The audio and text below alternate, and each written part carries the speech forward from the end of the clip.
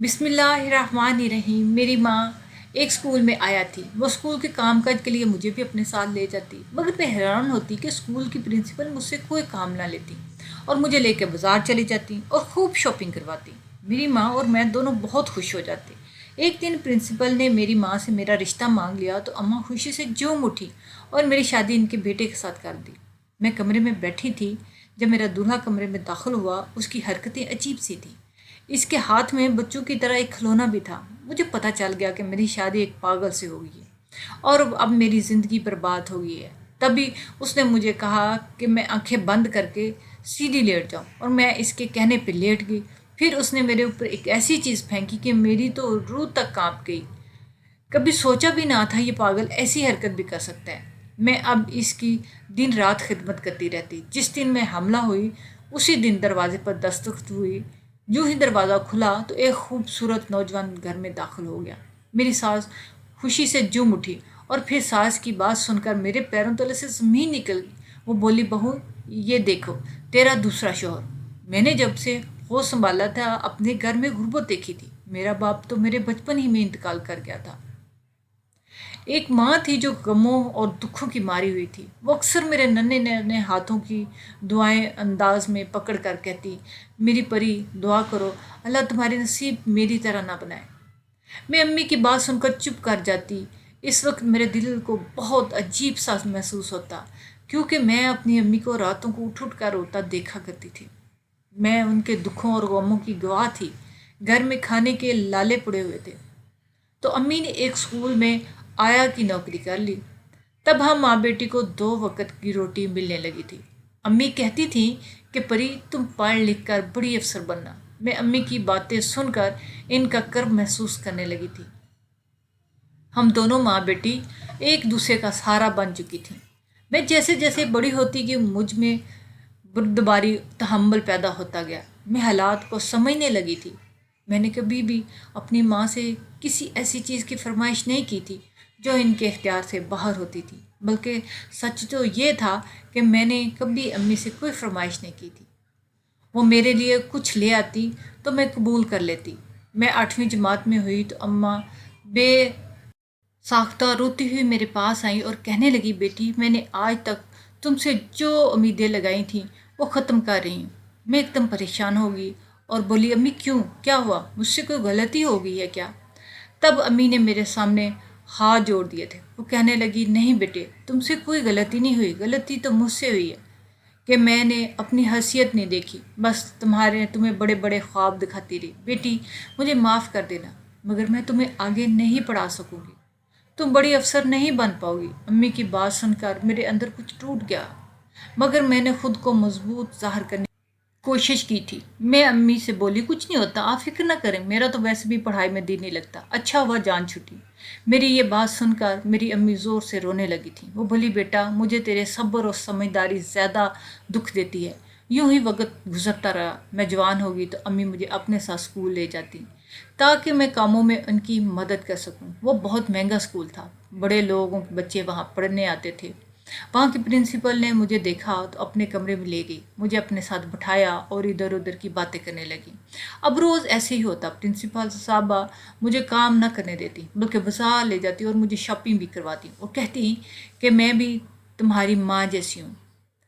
دن یوں گزرتے گئے اور ایک دن امی میرے پاس آ کے بیٹھ گئیں اور بولی، میری پری تمہیں خوشخبری سنانا چاہتی ہوں۔ میں نے حیرت سے امی کی جانب دیکھا اور بولی، جی امی کہیں۔ امی بولی، اسکول کی پرنسپل نے اپنے بیٹے کے لیے تمہارا رشتہ مانگا ہے، اگر تمہاری وہاں شادی ہو جائے تو تم راج کرو گی، راج۔ میں امی کی بات سن کر بے انتہا خوش ہو گئی تھی۔ امی مسکرا کر بولی، تم دونوں کی جوڑی چاند سورج جیسی جوڑی لگے گی۔ میں شرما سی گئی۔ امی نے مجھے بتایا کہ پرنسپل یہ شادی جلد از جلد کرنا چاہتی ہیں، اگلے جمعے کا وقت لے لیا ہے۔ میں خوش بھی بہت زیادہ تھی، میرا گھر بھی بسنے جا رہا، مگر اس بات کی اداسی بھی تھی کہ میرے جانے کے بعد میری ماں کا گھر اجڑ جائے گا۔ لیکن میں نے یہ سوچ کر خود کو دلاسا دیا کہ میں بہت جلد اپنی امی کو بھی اپنے ساتھ اپنے گھر لے جاؤں گی۔ اگلے جمعے جب میں دلہن بنی تو آئینہ دیکھ کر خود ہی شرما گئی تھی، کیونکہ مجھ پر بہت زیادہ روپ آیا تھا۔ آس پڑوس کی عورتیں تو میرے اوپر باری صدقے جا رہی تھیں، کیونکہ وہ سب عورتیں ہمارے دکھ سکھوں کی ساتھی تھیں، جانتی تھی کہ ہم دونوں ماں بیٹی نے بہت ہی کٹن وقت دیکھا تھا۔ یوں ہی اپنے خستہ حال گھر سے نکل کر ایک حویلی میں رخصت ہو کر چلے گی۔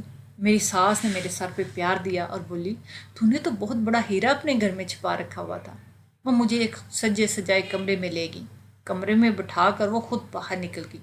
میں ابھی ادھر ادھر نظریں گھما کر اپنے کمرے کو دیکھنے لگی تھی۔ میں یہ دیکھ کے حیران رہ گئی کہ میرا کمرہ بہت وسیع ہے، اتنا تو شاید میرا گھر بھی وسیع نہیں تھا۔ میں اپنی قسمت پہ رقص کر رہی تھی، میں بہت حسین لگ رہی تھی، اس لیے میں جانتی تھی کہ میرا شوہر مجھے دیکھتے ہی مجھ پہ فدا ہو جائے گا، پھر میں اس کے دل پر اور اس کے گھر پہ راج کروں گی۔ تبھی کمرے کا دروازہ کھلا، میں سامنے کا منظر دیکھ کے حیران رہ گئی۔ کمرے میں ایک دیوانہ سا لڑکا داخل ہوا۔ اس نے ہاتھ میں کھلونے پکڑے ہوئے تھے اور منہ سے رال ٹپک رہی تھی۔ وہ آگے بڑھتا چلا آیا تو مجھے اس سے خوف آنے لگا۔ وہ بولا، تم میری دلہن ہو۔ میں نے تو کبھی خواب میں بھی نہیں سوچا تھا کہ میرے ساتھ زندگی اتنا بڑا دھوکہ کرے گی۔ اس سے مجھے ایک ڈبیا تھما دی اور بولا، یہ گفٹ ہے تمہارا۔ میں نے وہ ڈبیا ایک طرف رکھ دی۔ میں اداس ہی بیٹھی تھی۔ میں بولی، مجھے نیند آ رہی ہے، سونا چاہتی ہوں۔ اس نے کہا، پہلے کچھ دیر کے لیے آنکھیں بند کر کے سیدھی لیٹ جاؤ۔ مجھے ڈر لگنے لگا، مگر میں آنکھیں بند کر کے لیٹ گئی۔ اس کے بعد گلاب کے پھولوں کی پتیاں پھینکنے لگا۔ میں آنکھیں کھولیں تو وہ دونوں ہاتھوں سے تالیاں بجا رہا تھا۔ یہ سب دیکھ کر تو مجھے لگتا میں آج مار ہی جاؤں گی۔ پھر اس نے کمرے کی لائٹ بند کر دی۔ میں گہری نیند سو گئی تھی۔ صبح جب میری آنکھ کھلی تو دنیا جہاں کا بوجھ میرے کندھوں پہ آن گرا تھا۔ میرا شوہر اس وقت کمرے میں موجود نہیں تھا، اس لیے میں سوچ میں پڑ گئی تھی کہ میری زندگی ایک پاگل کے سہارے کیسے گزرے گی۔ نہ جانے امی نے میرے ساتھ اتنا ظلم کیسے کر دیا تھا۔ شاید وہ میرا بھلا چاہتی ہوں، مگر جانے انجانے میں میرے ساتھ ظلم کر بیٹھی تھی۔ میں نے سوچا کہ چلو ایک دیوانہ شوہر ہی ہے نا، میں اس کا خیال رکھ لیا کروں گی، کم از کم میری غربت سے تو جان چھوٹ جائے گی نا۔ میں اپنی امی کو بھی یہاں اپنے پاس لے آؤں گی، ان کی بوڑھی ہڈیوں کو بھی سکون مل جائے گا۔ میرے اندر کچھ ٹوٹ گیا تھا، مگر میں نے اپنے احساسات کو توجہ نہ دی تھی۔ میں سخت جان بن چکی تھی۔ میں نے خود کو سنبھالا اور اٹھ کر باہر نکل آئی تھی۔ میری ساس مجھے دیکھ کر مسکرانے لگی اور بولی، بہو کیسی ہو؟ میں نے مسکراہٹ چہرے سے جا کر کہا، میں ٹھیک ہوں۔ میری ساس بولی، بیٹی آج سے تمہارے شوہر کی ذمہ داریاں تم پر ہے، تم نے ہی اسی کا خیال رکھنا ہے۔ میں بولی، یہ بھی بھلا کوئی کہنے کی بات ہے، میں اپنے شوہر کا بھرپور خیال رکھوں گی۔ میری فرمانبرداری دیکھ کر میری ساس بے انتہا خوش ہو گئی تھی۔ اس نے اپنے ہاتھ سے کنگن اتار کر میرے ہاتھ میں پہنا دیا۔ وہ زیورات پہن کر مجھے کسی قسم کی خوشی نہیں ہوئی تھی، کیونکہ یہ کنگن میری جوانی، میری خوبصورتی، میری خوشیوں کی قیمت تھی۔ پھر خوشیوں کی قیمت اگر پوری دنیا بھی مل جائے تب بھی دل مطمئن نہیں ہوتا۔ میرا دیوانہ شوہر بھی لاؤنج میں آ گیا تھا۔ میری ساس کہنے لگی، بہو دیکھو تمہارا دوست آ گیا، اس کا نام جانتی ہو کیا ہے؟ یہ ہے میرا شیری، اس سے دوستی کر لو۔ میں بولی، جی آنٹی کیوں نہیں، شیری میرا دوست ہے۔ مجھے حیرت اس بات کی ہو رہی تھی کہ میری ساس نے یہ کیوں نہیں کہا کہ یہ تمہارا شوہر آ گیا، یہ کیوں کہہ رہی ہے کہ تمہارا دوست آ گیا۔ شاید انہیں ایسے لفظ کہتے ہوئے خود ہی شرم آتی تھی کہ میں کیسے ایک پاگل کو میرا دوست شوہر ہو سکتا ہے۔ خیر میری ساس اٹھ کر باہر چلے گی، میں اپنے شوہر کے پاس بیٹھ کر باتیں کرنے لگی، عجیب سی بے معنی باتیں کرتا رہا۔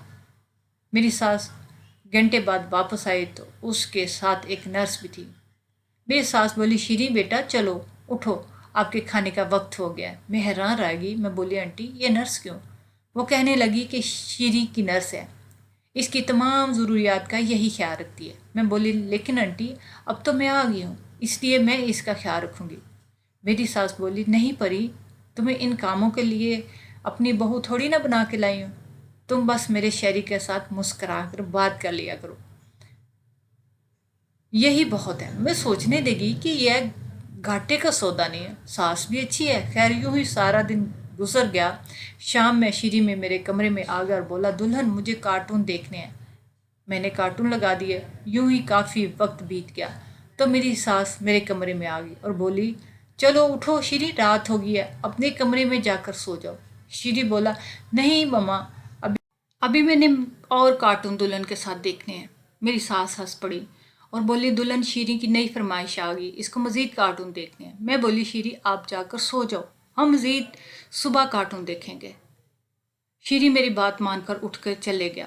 میں ان کے کمرے کی بتیاں بجھا کر لیٹ گئی، دل کو ایک عجیب سا سکون ملا تھا۔ میں ابھی لیٹی یہ بات سوچ ہی رہی تھی کہ میرے کمرے کا دروازہ کھل گیا۔ میں ایک دم سے خوفزدہ ہو چکی تھی، اندھیرے میں ایک کو وجود میری طرف بڑھنے لگا تھا۔ میں تو سمجھی تھی کہ شیریں آج سے الگ کمرے میں سویا کرے گا، کیونکہ یہ بات مجھے میری ساس نے بھی بتائی تھی کہ شیریں آج کے روز کے بعد تمہارے ساتھ نہیں سوئے گا، اپنے کمرے میں سویا کرے گا۔ مگر میری یہ غلط فہمی تھی، وہ میرے کمرے میں آ چکا تھا، وہ اندھیرے میں ہی آیا تھا، پھر اندھیرے ہی سے کمرے سے باہر نکل گیا۔ میں زور و قطار رونے لگی تھی۔ اگلی صبح میں نے اپنی ساس سے بولا آنٹی میں اپنی امی کو اس گھر میں لانا چاہتی ہوں۔ میری ساس نے میری بات سنی تو اس نے عجیب سا منہ بنا لیا۔ بیٹی ہم تمہیں بیاہ کر لائے ہیں، کیا یہ کم نہیں؟ مجھے ان کی یہ بات بہت بری لگی، اسی لیے میں بول پڑی کہ آنٹی آپ اپنی مجبوریوں میں مجھے بیاہ کر لائی ہیں، مجھ پر کوئی احسان نہیں کیا۔ اتنا کہہ کے میں وہاں سے اٹھ کر چلے گئی تھی۔ مجھے رات کا بہت دکھ تھا، میں انچاہے رشتوں میں بندھ چکی تھی۔ میں سارا دن اپنے کمرے میں ہی رہتی، شیریں بار بار میرے پاس آتا کہ میں اس کے ساتھ بیٹھ کر کارٹون دیکھوں۔ میں اس کو نظر انداز کرتی رہی تو وہ پھوٹ پھوٹ کر رونے لگا۔ تب میری ساس میرے کمرے میں آ گئی، وہ بولی بیٹی تم نے ذرا سی بات کو دل پر لگا لیا ہے، میں نے تو یہ نہیں کہا کہ تم اپنی والدہ کو نہ لاؤ، بلکہ میں گاڑی بھجوا کر ان کو بلوا لیتی ہوں، اتنا بڑا گھر ہے، ایک کمرہ ان کو بھی دے دیں گے۔ میں بے انتہا خوش ہو چکی تھی۔ میری ساس نے گاڑی مگر میری امی نے ہمارے گھر آنے سے انکار کر دیا۔ ان کا کہنا تھا کہ وہ بیٹی کے گھر نہیں رہیں گی۔ میں جانتی تھی امی بہت غیرت مند ہیں اور وہ اس طرح کبھی نہیں مانے گی۔ میں نے سوچ لیا کہ جب میں اپنے سسرال میں اپنا ایک مقام بنا لوں گی تب ساس کے ساتھ جا کر امی کو لے آؤں گی، اور میرے دن رات یوں ہی گزرنے لگے۔ دن بھر میں اپنے پاگل شوہر کی خدمت کرتی رہی۔ میری ساس نے مجھے ایک دن اپنے کمرے میں بلایا تو کہنے لگی پری میں دیکھ رہی ہوں تم اپنے دوست شہری کی بہت خدمت کرتی ہو، تم اس کے ساتھ وقت گزارتی ہو، یہ تمہارا بڑا پن ہے، میں تم سے ایک اور ریکویسٹ کرنا چاہتی ہوں۔ میں بولی جی جی کہیے۔ کہ شہری کے ڈاکٹر تم سے ملنا چاہتا ہے، وہ تمہیں کچھ احتیاطی تدابیر بتانا چاہ رہا ہے۔ ڈاکٹر کا خیال ہے کہ اگر ہم اس کے بتائے ہوئے طریقے پر عمل کریں گے تو شہری بہت جلد ٹھیک ہو جائے گا۔ میں بولی آنٹی سچ میں شہری ٹھیک ہو جائے گا؟ وہ کہنے لگی ہاں ہاں ٹھیک ہو جائے گا۔ میں بے انتہا خوش ہو گئی تھی، جینے کی امید ہاتھ میں آ گئی تھی۔ میں ڈرائیور کے ساتھ ڈاکٹر کے پاس جا رہی تھی، راستے میں اپنی ساس کی باتوں کے متعلق سوچنے لگی تھی۔ انہوں نے آج تک کھل کر مجھے یہ نہیں کہا کہ تم اپنے شوہر کا خیال رکھتی ہو، وہ ہمیشہ یہی کیوں کہتی ہے کہ تم اپنے دوست کا خیال رکھتی ہو، مگر ایسا نہیں تھا، شہری میرا شوہر تھا۔ خیر میں ڈاکٹر کے پاس گئی تو اس سے مجھے بتایا کہ شہری یار کے ٹھیک ہونے کا چانس بہت زیادہ ہے، آپ نے اس کا اتنا خیال رکھا ہے، اسے دعا وقت پر دیتی ہیں اور ان کے جذبات اور احساسات کا مذاق نہیں اڑاتی ہیں، اس لیے وہ جلد ٹھیک ہو جائے گا، وہ جیسا کہیں ویسا ہی کرنا ہے۔ میں نے اس بات میں سر ہلا دیا۔ گھر جانے لگی تو واپسی پر طبیعت خراب ہوگی، اس لیے سوچا کہ چلو اپنا چیک اپ بھی کروا لیتی ہوں۔ میں لیڈی ڈاکٹر کے پاس گئی، اس نے میرا چیک اپ کیا تو بولی مبارک ہو اب ماں بننے والی ہیں۔ یہ الفاظ ہتھوڑے کی طرح میرے اعصاب پر گرنے لگے، میری آنکھوں سے آنسو بہنے لگے تو ڈاکٹر پریشان ہو گئی اور بولی آپ خوش نہیں ہیں کیا؟ میں بولی ڈاکٹر میں کیسے خوش ہو سکتی ہوں جبکہ میرا شوہر تو پاگل ہے۔ ڈاکٹر مجھے عجیب سی نظروں سے دیکھنے لگی، وہ بولی اگر آپ یہ بچہ نہیں چاہتی تو اور بھی 100 راستے ہوتے ہیں۔ میں رونے لگی اور بولی میں مجبور تھی، آپ مجھے یہ بتا دیں کہ میرا ہونے والا بچہ بھی پاگل ہوگا؟ ڈاکٹر نے زور زور سے نفی میں سر ہلایا، وہ بولی نہیں ایسا نہیں ہے، آپ کا بچہ بالکل تندرست پیدا ہوگا۔ تب کہیں میری جان میں جان آئی تھی۔ میں نے سوچا کہ چلو شوہر تو پاگل ہے، میں اپنے اس بچے کے سہارے اپنی زندگی گزار دیتی ہوں۔ میں گھر پہنچی تو ساس بولی بہت دیر ہو گئی، دیر سے واپس آئی ہو، سب خیر ہے؟ میں نے ان کی بات کو ٹال دیا اور ان کو حقیقت نہ بتائی، کیونکہ پہلے میں خود کو پرسکون کرنا چاہتی تھی۔ پھر اپنے کمرے میں آئی، شہری بھی میرے پیچھے ہی آ گیا، وہ ٹی وی دیکھنے لگا۔ میں نے خود کو 100 دلائل دے کر مطمئن کر لیا، اس لیے میں نے سوچا کہ یہ خوشخبری کے بعد اپنی ساس کو بتا دیتی ہوں۔ شام کو جب ساس میرے کمرے میں آئی تو اس نے شہری کو آواز دی، وہ بولی چلو آؤ اپنے کمرے میں جا کر سو جاؤ۔ تب میں چونک گئی۔ میری ساس تو ہر رات شہری کو اپنے ساتھ باہر لے جاتی تھی۔ اب میں ان سے بچے کی بات کیسے کہوں گی، کیسے بتاؤں کہ آپ کے جانے کے بعد شہری پھر سے میرے کمرے میں آ جاتا ہے۔ اسی لیے میں نے سوچا کہ ابھی میں ان سے یہ بات نہیں کہوں گی۔ جب صبح ہو گئی تو میں نے انہیں سب کچھ بتا دیا۔ صبح ہوئی تو میں لانچ میں ہی آ گئی تھی۔ میری ساس اور شہری وہی بیٹھے تھے۔ میں بولی آنٹی میں آپ کو ایک خوشخبری سنانا چاہتی ہوں۔ آنٹی بولی ہاں کہو۔ تبھی ایک ملازم بھاگتا ہوا آیا اور بولا بیگم صاحبہ سیف صاحب آ گئے ہیں۔ میری ساس خوشی سے کھل اٹھی تھی۔ تبھی ایک بہت ہی خوبصورت نوجوان لانچ میں داخل ہوا تھا۔ میں تو اس کو دیکھ کر دنگ ہی رہ گئی تھی۔ تبھی اس لڑکے کی نظر مجھ پر پڑی تو وہ مجھے دیکھ کر مسکرانے لگا اور بولا پری کیسی ہو؟ تو میں اس کے اس انداز پہ بھی نہال ہو گئی۔ اسے میرا نام کیسے پتا؟ تب میری ساس بولی بہو تمہارا شوہر گھر واپس آ گیا۔ میں حیران رہ گئی۔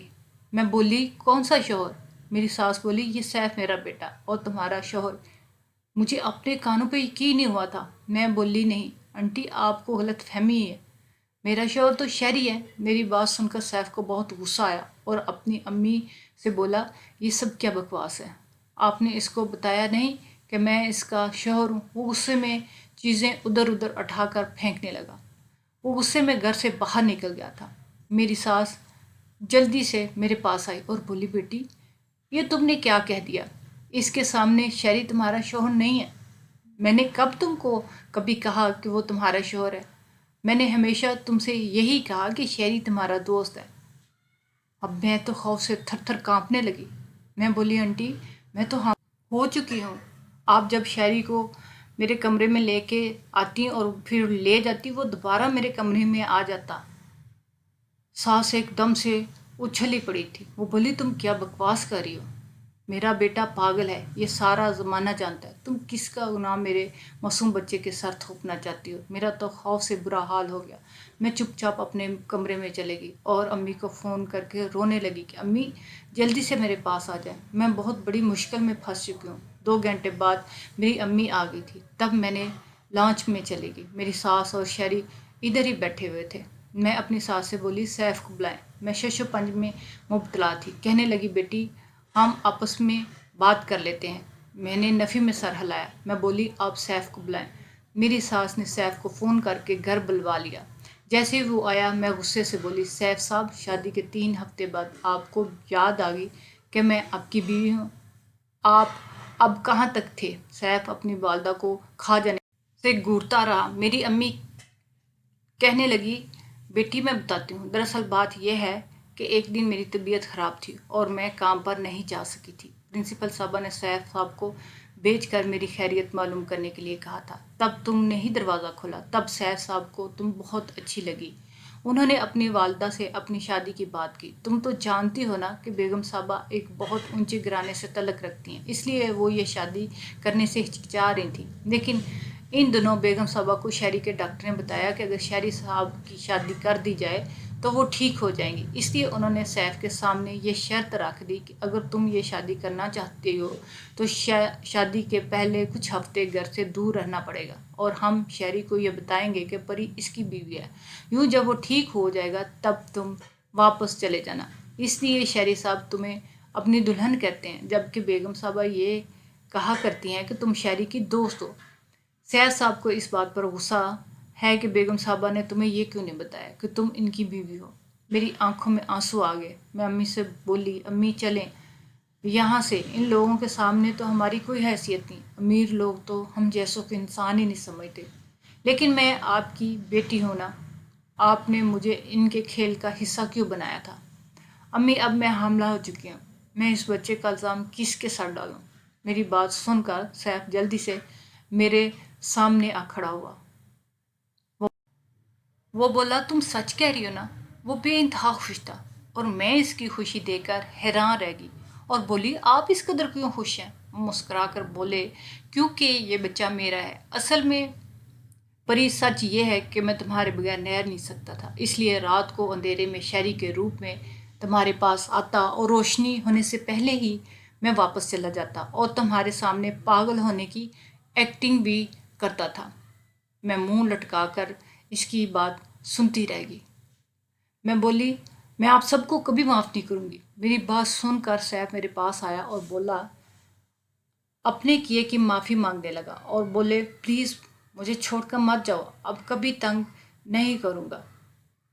مجھے ان پر بہت غصہ آ رہا تھا۔ میں کچھ کہنے لگی تھی کہ اچانک شیری صوفے سے گر کر بے ہوش ہو گیا۔ ہم سب بہت پریشان ہو گئے تھے۔ اسے ہاسپٹل لے کر گئے تو وہ ڈھال سا تھا۔ ڈاکٹر نے کہا کہ شیری کے دماغ کی سرجری کرنا پڑے گی۔ ہم سب بہت پریشان تھے۔ سرجری کے بعد جب شیری کو ہوش آیا تو وہ بالکل ٹھیک ہو چکا تھا۔ اس کا پاگل پن بھی ختم ہو چکا تھا۔ میری ساس اور سیف نے مجھے ایک بار پھر معافی مانگی تو میں نے انہیں معاف کر دیا۔ مجھے ایک مقبول سہارا، اچھا گھر، پیارا شوہر، اولاد، سب کچھ مل گیا۔ مجھے اور کیا چاہیے تھا؟ میں اپنی امی کو بھی اپنے گھر لے آئی۔ اب ہم سب مل کر ساتھ رہتے ہیں اور خوش رہتے ہیں۔